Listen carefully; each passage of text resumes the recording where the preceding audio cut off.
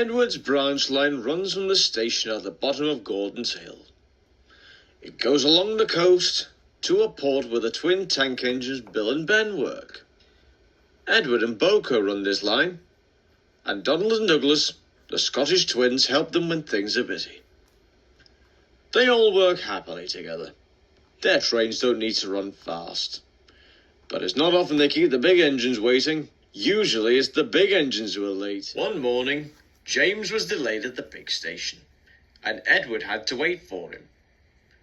When at last he could start, he wanted to hurry to make up for lost time. "Steady, Edward," cautioned the driver. "I know we're late, but an accident will make us even later." Edward slowed. But as he approached the next station, his wheels jolted badly at some points. When Edward had stopped at the platform, his driver checked him all over. But everything seemed to be in order. Edward set off again. He was beginning to gain speed when he began to feel funny. "My front's all wobbly," he complained.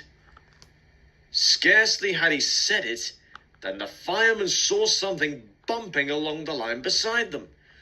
"Jiminy Christmas, look at that!" he exclaimed. Quickly, the driver crossed the cab, and both watched in horror as a round metal object rolled along beside them like a hoop. After a while, it hit a stone and bounced away into a field. Very carefully, the driver applied the brakes, and Edward came safely to a halt. He was glad because his front now felt very loose. The driver and fireman climbed down and came to look at his wheels. There was no doubt what the trouble was. One of them wasn't there. "One of your bogey wheels is broken off," said the driver. "Thank goodness we were on a straight track and not going too fast.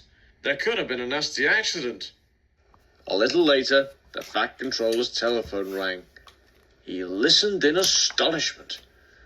"What's that you say? An engine's wheels in your cabbages? I quite agree. It must have been a great surprise. One of Edward's, you think? Is he all right? Thank you. I'll see to it at once." The Fat Controller put the telephone down and mopped his face with a red and white spotted handkerchief. "Bless my soul," he said to himself. "It's a good thing Edward didn't end up in the cabbages himself." Next day, Boko helped Edward to the works. Edward's wheel, broken off where the axle joined it, but otherwise undamaged, travelled in his tender. The Fat Controller came to see him. "You had a lucky escape, Edward," he said, "but no harm done. I just hope we can get you mended before the Golden Jubilee celebrations. Oh, and by the way, the farmer says that if your driver wants cabbages in future, there's much safer ways of cutting them."